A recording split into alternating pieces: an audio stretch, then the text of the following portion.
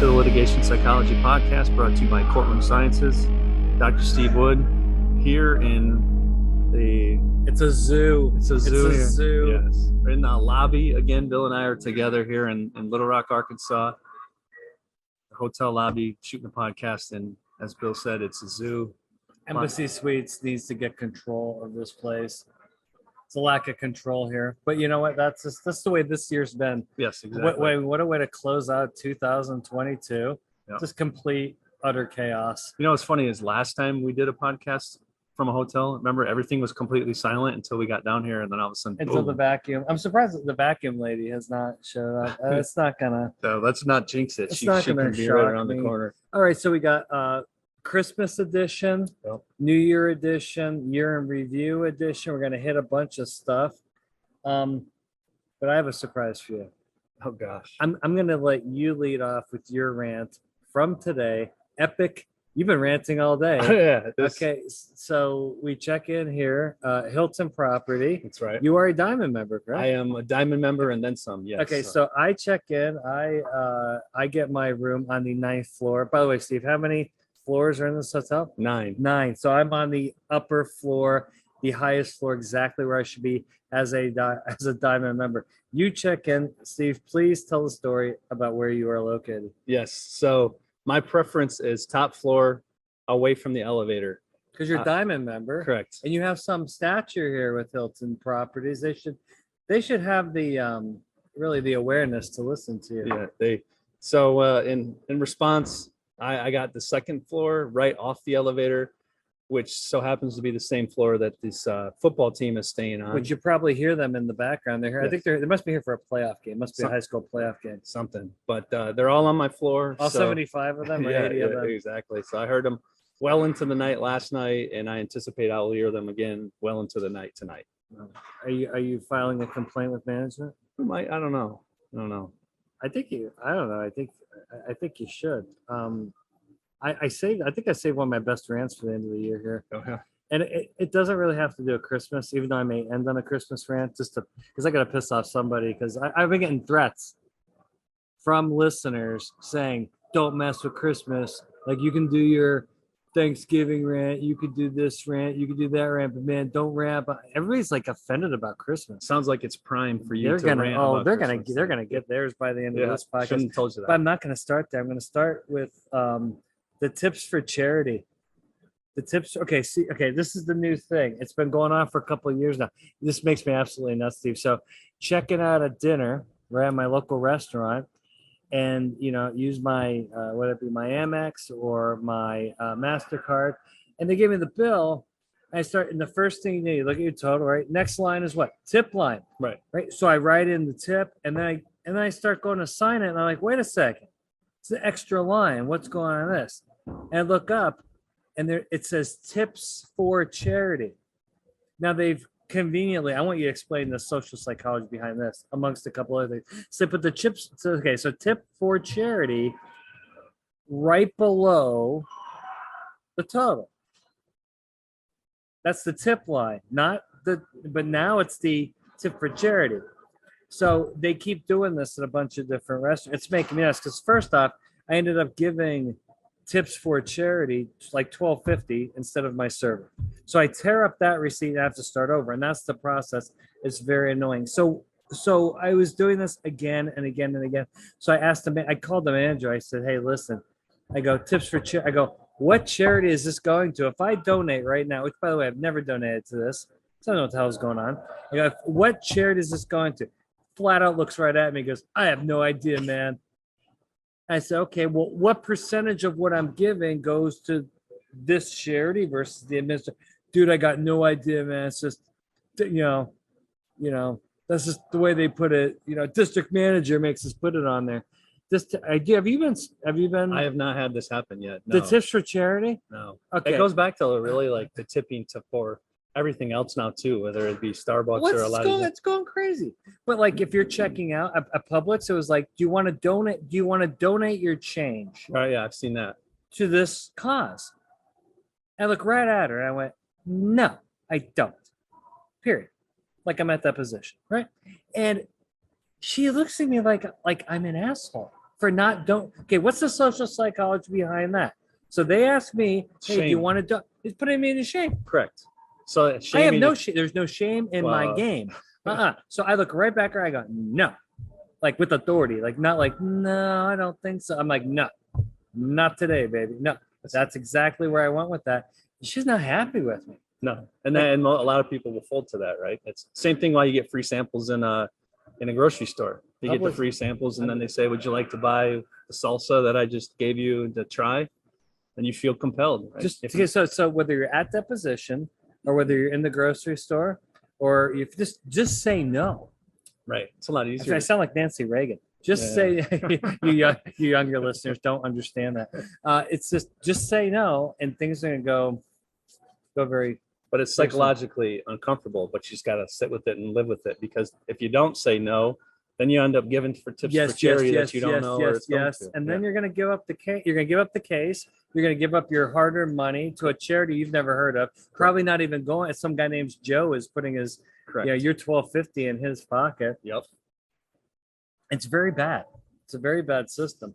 All right, now we got some of that out of the way. I'm not done with my rants too. This is end of year review, end of year, Christmas special. This is important. And I think we should touch upon maybe what we've learned this year.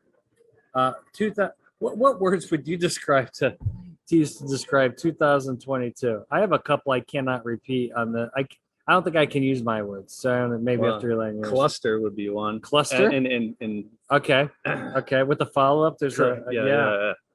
Oh man, I wish you could just use more profanity on this. Yeah, it was. This is not a. I think there were moments. I think recently it's been good. I think recently it's been very good. Been kind of chaotic, but I think a good year overall. I think the podcast growing's been awesome. That's been real awesome. We've been getting a lot of feedback, and we've covered a lot of good topics. I think just some kind of things to touch on that we learned from this year is I think that there's hope.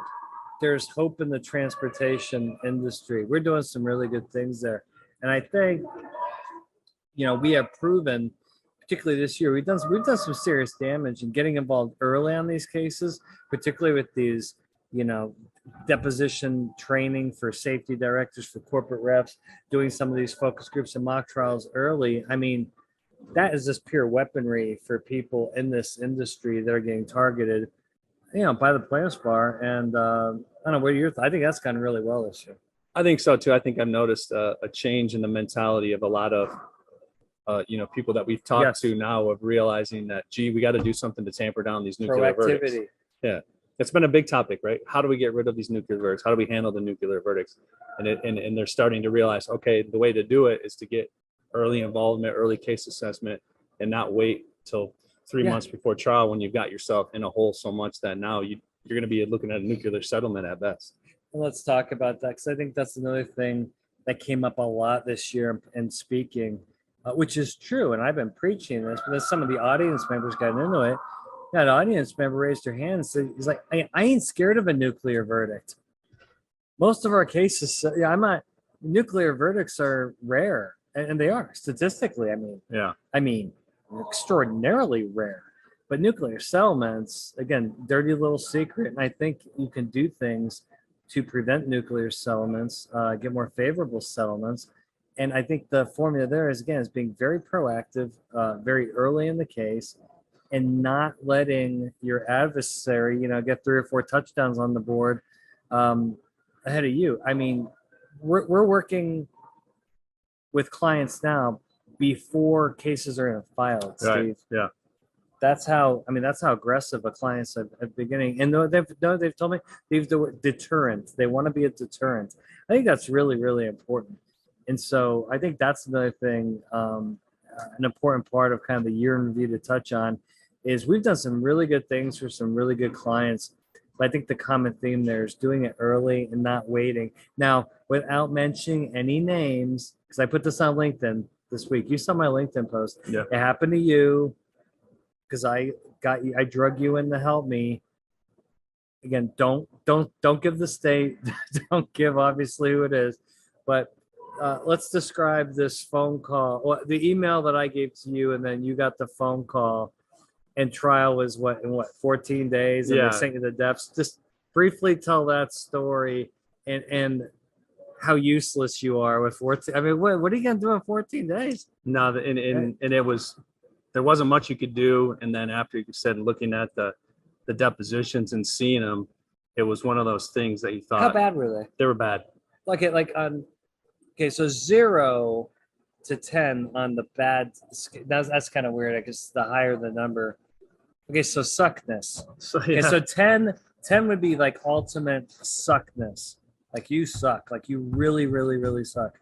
And if you're 0, you have no suckness. You're good. You're like, where would you put it on the suck scale? I'd say 6.5, 7-ish. I mean, it wasn't any of those where they completely lost their minds. At least no one went off the rails and had some argumentative. I thought you were going like 9.25 on that. Well, I'm being generous compared to some of the other things we've seen, but from a overall general perspective, they were pretty bad. A lot of admissions, a lot of bad answers, a lot of things that they've done, or even just body language, posture, a lot of things that were just bad that I looked at and thought, this could be very problematic. It's going to be a lot of work to try to get these witnesses ready for trial. And I bet you $1 million that these witnesses were prepped by their attorneys. Oh, for sure. Yet, things succo de mayo. I mean, well, it goes back to what we talk about. It's not a legal thing. It's a psychological thing, or just understanding what it takes to be an effective witness, and that can't be done in 30 minutes. I'm sorry, it can't be, or the day before the deposition. So again, nothing to touch on. At the end of there is hope, folks. Take some control. Have some control, which I think is so huge, and that's what your adversaries are doing. You take control. You have the chance to take control. Do some of this homework. Be proactive. Now, what we're going to hear the whining is with the my client won't pay for it. My client won't pay. Well, I mean, not a very smart client is where I would throw that, right? Yeah, I mean the cost and the time expenditure is minimal in comparison to the outcomes. I mean, look at how many defense verdicts have we had from witnesses that we've worked with? I know. I mean that, and then really positive settlements. It is really, really, really worth it. Well, in fact, you and I were on a conference call 2 hours ago, right, with our 2 trucking attorneys, and where we loved your last episode with Bassett. Yeah, like you called out the insurance companies because they won't pay. Well, yeah, he's like, it's the truth. I'm glad you're saying it. Well, it's still a problem. Yeah. Now, here's the good news: there are insurance companies out there that are badass, and that's who I like to align with. So, unfortunately, if you're a trial attorney and you're working for a shitty insurance company and they're paying you shitty rates and they're not giving you the weapon, maybe you want to go find a better client. I don't. Setting you up for failure, right? Because then you're going to get egg on your face when you have to go to trial. Egg on your face. And that can create a very uncomfortable situation. Very true. Man, I can't believe it's almost the end of the year. So Christmas special, are you traveling for Christmas? No, I'm actually working basically till I come home the morning of Christmas Eve. And is that my fault? I think it is. It is your fault. Yeah, my bad. Yeah.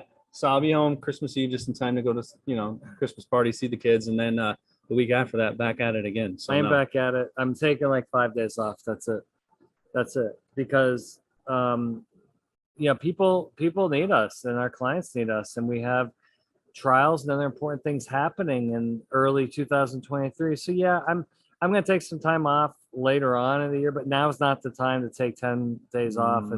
It's not going to happen. We have to mention 2 groups of followers. I'm not going to mention their names because I want to see if I get them on as guests, at least the one group. And the 2 groups I'm talking about. Our one group are San Diego attorneys. Correct. Yes. The San Diego posse. Yes. They would call themselves groupies. I'm fine with either. The San Diego attorneys, again, we will not mention their names, but we have a major fan base in San Diego.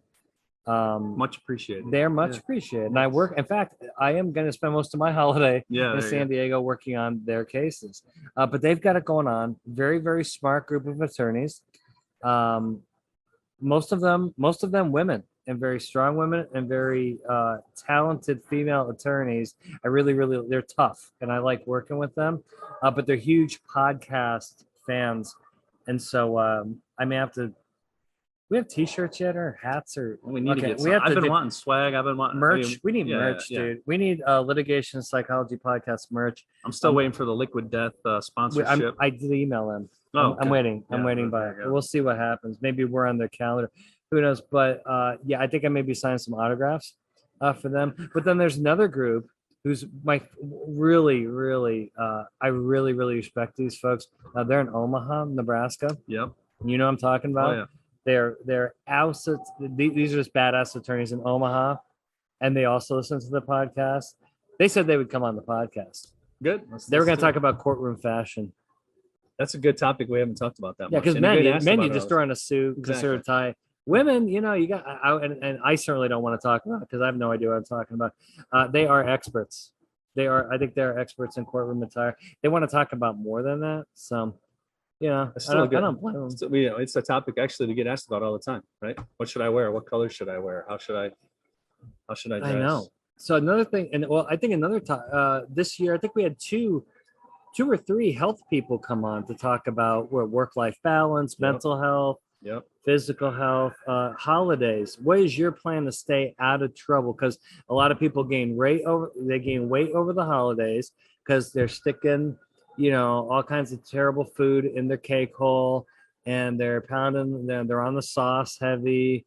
They put on 10 pounds over the holiday. They're already stressed because now they're spending time with extended family, Uncle Joe that can't stand you because whatever. The only way you can make it through is to add an extra shot to your eggnog. Exactly. Yeah. So what are you doing over the holidays to decrease stress, not put on 17 pounds, and to come out the other side of this healthy, mentally and physically? So I think the big thing is I've finally gotten back into the gym. I hit the gym here at the hotel, which by the way sucks. Okay, it's bad. Okay, the this is so bad. Way disappointing. I went down there, and you're right. It's a shithole. So Embassy Suites, Little Rock. I have a serious problem. They've got the Nautilus. That's not Nautilus. What's it? I'm talking about, right? Yeah. It's kind of like a Smith machine, yeah, sort it's of. like a Smith machine, but it has the attachments. Right. No freaking attachments. You know how many times that happens? Who's stealing the goddamn attachments? Yeah. I mean, like the rope, right? For the tricep pull down, right? Gone. Did you notice there was a 110 pound and 115 pounds? So that means somebody randomly. Who steals stuff? Who steals stuff from a hotel gym? Especially if you're going to go to Sports Authority. Go to Dick's Sporting Goods, Academy Sports. If you need a 5-pound dumbbell, Steve, go to the goddamn store. I mean, I don't understand. It's inflation, man. And so yeah, of course, guys like you and I, right? Go into the gym and we have nothing in there. And now they have dumbbells, okay, but it's a disaster in that gym. I don't think I'm ever staying here again. but that's my biggest thing. You gotta get in the gym. Yep. That and just eating a lot better too. On the road, obviously, it's hard to eat good, but just being more mindful of how I'm eating, not eating a lot of garbage at the airport. But a lot more protein bars, green protein bars. Yeah, I stole several of those today during the mock trial. Yeah, diet is really, really key. I am in the gym 5 to 6 days a week, not 7. I'm nursing that rotator cuff labrum injury. That's been killing me. But yeah, and also I'm very big on the vitamins and supplements. So I got my son, Dean, my 14-year-old son.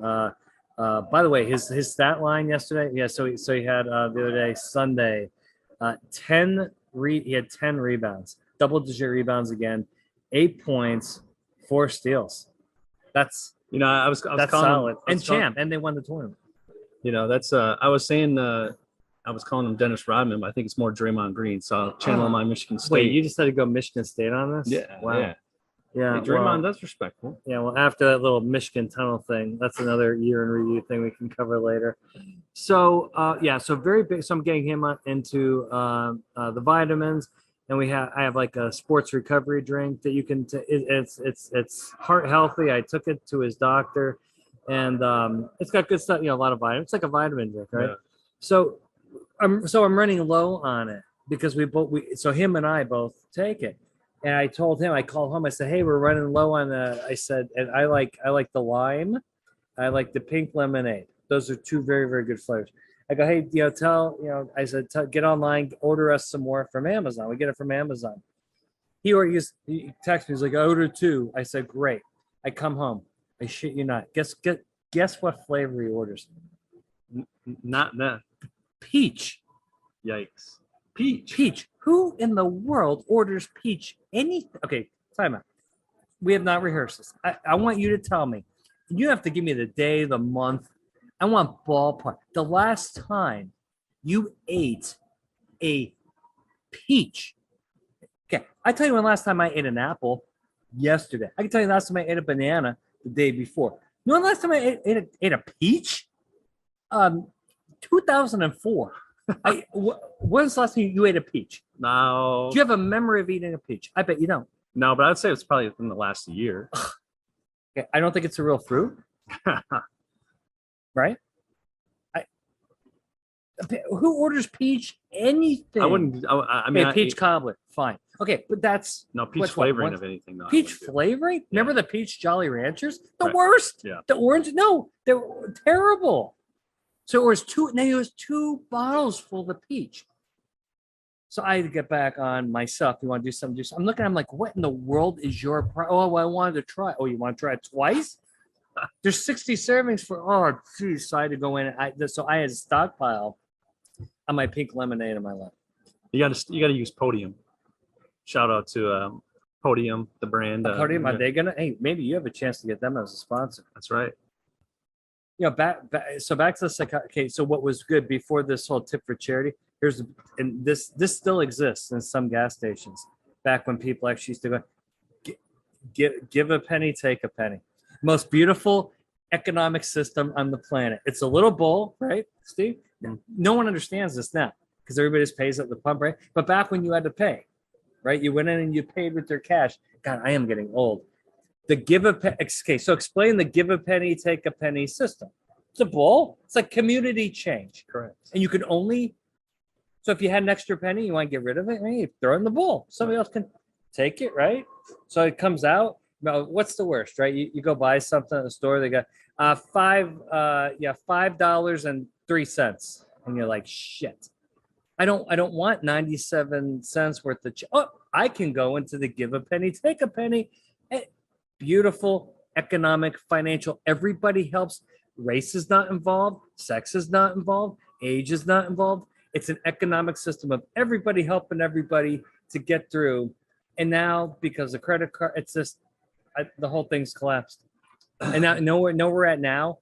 We're at tip for charity. That's where we're at. You know, I feel like as I watch you age 15 years every time I see you. So you're like pretty soon. So I like to send you the Clint Eastwood "Get Off My Lawn." Oh man, I am. Yeah, well, getting up at God knows whenever I get up is a help in my life. So okay, so we hit some kind of topics.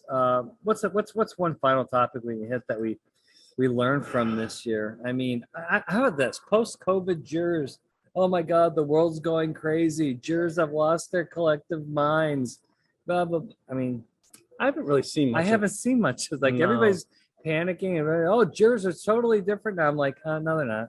I haven't noticed. I mean, there's always going to be venue specific, case specific, but pre-COVID, there was always some wild jurors that we would see in mock trials or focus groups that were just off the rails. And I think, some of the videos that we use for nuclear verdicts and stuff are all pre-COVID. Yeah. The times that tonight we were talking about the one case we worked on that was obscene in the nuclear verdict was all much before COVID. I know. I just don't think, I think people are more emotional per se, just generally, but I just haven't seen it translate over necessarily. Everybody has a short fuse, but I think the courtroom is such a controlled environment. I mean, I sent you the hockey fight this weekend with the fans and it was the Penguins Bruins, I forget. But I mean, it was an epic. I mean, it looked like the Rumble Royal back in the WWF days. I mean, there are people getting clobbered. That poor lady got clobbered right in the face by a dude, no less. people have lost their collective minds at sporting events. I can guarantee, I can scientifically prove that. But I don't think jurors have lost their collective minds in deliberation. I don't think there's any evidence of that at all. I think it's something that for the last couple of years now, we were curious in, hey, we're not in Kansas, Toto, we're not in Kansas anymore. Yeah, I get that. And I think after observing this for a couple of years now, I just don't see much. I see a little bit here and there, but not much. I would agree. And we'll talk about juror anger. Oh yeah. Oh, dude. We got Bill and I. We got a paper. We're going to talk about juror anger. We're collecting data right now to look at. It's top secret, folks. Top secret. Yeah. Oh man, yeah. Because I'm just sick and tired. It's angry and crazy jurors are responsible for all of our failures. No, stop it. Stop blaming the jury. Stop blaming. The jury never gets credit when they get a defense verdict. Right, it's our team of defense professional. Yeah, get out of here. But when you lose, it's the jury's fault. That's going to get us more listeners right there. Oh, no. Yeah, so I'm busy during the holiday, but I'm glad that this year is almost over. Thank you for all your support and all your help this year. I'd like to start off 23 really strong, but I remember the start of the last few years has not started off well. It's like, oh man, that's right. We thought once COVID was over, we thought, you kept texting me. Remember, you're like, 2021 is going to be awesome. 2022 is I mean, it's like God. I'm like, it can't be as bad as 20. Can't be as bad as 21. Can't be as bad as 22. So if we're podcasting in 6 weeks, going, this sucks, you're gonna know. But that's my 14-year-old's favorite phrase. This sucks. And he's right most of the time. So yeah, if you and I are up, if we're podcasting in 6 weeks, like this sucks, you'll know why. We just can't get out of this streak. But I'm hoping we can get out of it. To our listeners, thanks for all the feedback. We want to get more guests. We want to get more panel discussions for 23. For sure. We want to get more panels. We get 2 or 3 attorneys on, and we're talking to multiple people at the same time versus just one guest. I do like having the younger attorneys on as guests to kind of give them some spotlight. I think that's been going well. Of all the rants that I did this year, I only got in trouble for one. You contributed to that, though. What? Yes, no. I started it, but you did make some comments that got me going. It was an airplane story. You know the one I'm talking about. Yeah, let's not bring it up again. We're not going to bring it up. No. Episode 139. Let's not bring that up. Not going to bring the airplanes. How far could I go with this? Let's leave it at that. I think everybody knows. I think everybody knows. I got great feedback on that. Like 2 people got pissed. It's not disgusting. It's kind of hilarious. It's true. Okay, I'm just going to leave it. Yeah.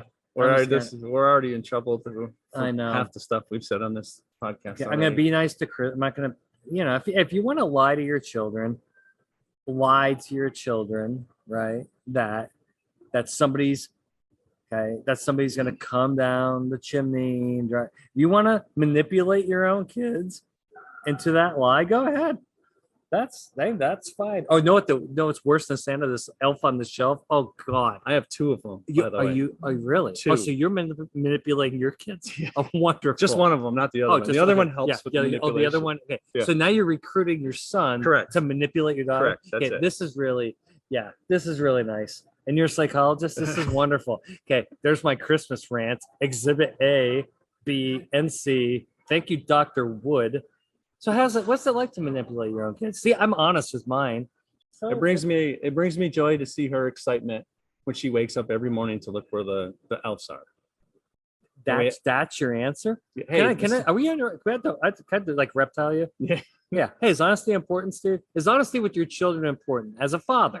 Answer that. That's a yes or no question, sir. It depends. It depends. It depends. So there are circumstances that exist in which honesty is not that important. That's correct. That's the type of father you are? That's correct. Yeah, you got the right answers. You're right. You're right. But see, you've been trained too well to get reptile. 99 out of 100 people are going to rattle off those yeses. Well, Steve, it's been great. 2022, plenty of ups and downs, a couple big downs. This is a good timing for an up. Actually, I have a guy walking in right now with the Central Michigan shirt on. Is he? Yes, my alma mater, Central Michigan University. Fire up, Chips. Yeah. Is he homeless? He's not. I think he's not homeless. He is not homeless. Wait, he's coming. He's gonna come right over here. He's probably wondering why we're looking at him. I want to talk to him. Is he? No, he's gonna bypass us, but he's really giving us the eyeball. Well, because we're staring at him. I'm pretty sure I could take him. I don't think that's an issue. I got the rotator cuff issue. I may need to, you may need to come in and help me. I don't know why he's wearing that. He must have gotten that from the homeless shelter. Probably, maybe. Give them out free. That and the degrees they give out for free. Yeah. So So I think we bounced back strong here at the end of 22. We have to start off 23 strong. Thank you. Yeah, thank you to the audience. Yeah, everybody have a good time. Be healthy over the holidays, people. Okay, don't be stuffing all this damn junk food. Why? Yeah, why you have to bake? 18,000 cookies for one holiday. I don't. So this is actually this is actually going. It's the podcast that's never going to end. Correct, but this is here you are talking about baking and cookies and stuff, and I have watched you eat cheesecake every single night. Now hold on, I have a cheesecake. Would you call it a problem? I would say it's a problem. Yeah. But okay. And my blood sugar's fine. Haven't gained weight. I'm in the gym every day. I can have a little treat, right? I wasn't on the sauce. Was I at the sauce at dinner? No. I drank club soda, right? Oh, you had a little appetizer before your dinner. What did I have? Club soda, right? So there's a trade-off here. It's all math. It's what us big guys call caloric intake versus caloric expenditure. And when that's in your favor or balanced, you're fine. So I don't understand what the issue is. Okay, now if I eat 19 pieces of cheesecake in one setting, yeah, that's a problem. This is true. So you have no retort to this, right? That's what I'm saying. Why do you have to have 87,000 cookies? Well, if you have it, cook for your bake a dozen cookies. What if you have 87,000 people coming over and each one's going to have a cookie? There's not going to be 87. No. That's messy too. It messes up your kitchen. Well, I'm just a Grinch or Scrooge, both of them. Yes. All right. Well, Scrooge, let's wrap this up. Okay. Last question. Fine. Last question of the podcast for the year. Best Christmas movie. Now, don't screw this up. There's a couple different ways you could go with this. Best Christmas movie. There's a couple of ways. I'm going to exclude something. A Christmas Story doesn't count. I think that's kind of in the Hall of Fame. Okay. In the Hall of Fame. It's graduated, real thing. In the Christmas Story, Hall of Fame. Beyond Christmas Story. I have two of them. I'll actually say my favorite actually is, strangely enough, is Elf. But I could have gone. Do you know how bad that movie is? I'm telling you, man. I said the worst Christmas movies. I said the best Christmas. Well, the second one would be, and I think this is where you were going, is Die Hard. Obviously. Die Hard is the best Christmas movie. Yes, exactly. And that Bruce Willis. And that in and of itself is an argument, but I think that's been pretty much put to bed that is a Christmas movie. Hans Gruber. Yeah, dude, it's the best Christmas movie. The best Christmas movie. It is. Sorry. Is what it is. And we're going to end there. Steve, take us away. Yes, one last thing. Like I said, Bill said it once. I'll say it again. Thanks again to all the listeners. We really appreciate it. I mean, Bill and I do this for fun. Yes, we love it. To get out the information, but we do it, like you said, to help our listeners. And when we get that good feedback, it only makes it worthwhile. So once again, thanks to everyone. This has been another edition of the Litigation Psychology Podcast brought to you by Courtroom Sciences. That's it.